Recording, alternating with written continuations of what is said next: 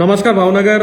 અત્યારે સમાચાર વહેતા થયા છે કે યુદ્ધના સ્થિતિમાં એલપીજીની કમી થઈ ગઈ છે અને અત્યારે જ બુકિંગ કરાવેલો અથવા તો બંધ થઈ જશે વગેરે વગેરે. તો ભારત સરકાર અને ગુજરાત સરકારની સ્પષ્ટ સૂચના છે કે કોઈ પણ જાતની કોઈ કમી નથી, એલપીજીની પણ કમી નથી, પીએનજીની કમી નથી. આ વાત સાચી છે કે જે કોમર્શિયલ એસ્ટાબ્લિશમેન્ટ જે પણ છે એના ઉપર કાપ મૂકવામાં આવ્યું છે અને એમાં પણ જે પીએનજી સપ્લાય હોલ્ડર આ કોમર્શિયલવાળા છે કે પાઇપ ગેસવાળા છે તો પછી એમાં પણ કોઈ જાતનો ઇસ્યુ નથી. અને અત્યારે અમે લોકો એને આ પણ સૂચવીએ છીએ કે તાત્કાલિક પાઇપ જે નેટવર્ક છે એમાં તમે પણ જોડાઈ જાઓ. ડોમેસ્ટિકની વાત કરીએ તો એમાં 0.1% પણ કાપ નથી અને કોઈ પણ જાતનો ઇસ્યુ નથી.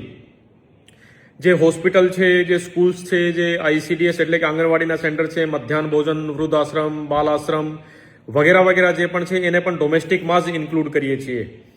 ભાવનગરની વાત કરીએ તો ભાવનગરમાં ટોટલ 38 ગેસ એજન્સી છે અને અમુક પ્રાઇવેટ જે સપ્લાયર છે એની પણ ગેસ એજન્સી છે.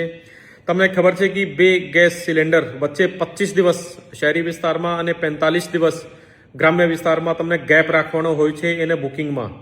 તો અત્યારે કોઈ પેનિક થઈને અને બુકિંગ કરાવવું નહીં. અને અમે લોકો જિલ્લા વહીવટીતંત્ર ગુજરાત સરકારના ઇન્સ્ટ્રક્શન્સ પ્રમાણે તમામ જે સ્ટેક હોલ્ડર્સ છે, તમામ જે ગેસ એજન્સીવાળા છે, restaurant association, hotel association, hospital association, school association અને ઇન્ડસ્ટ્રીઝ એસોસિએશન બધા સાથે મિટિંગ પણ કરી લીધી છે અને તમામને કડક સૂચન પણ આપવામાં આવ્યો છે કે કોમર્શિયલ લેવલ ઉપર કાપ છે.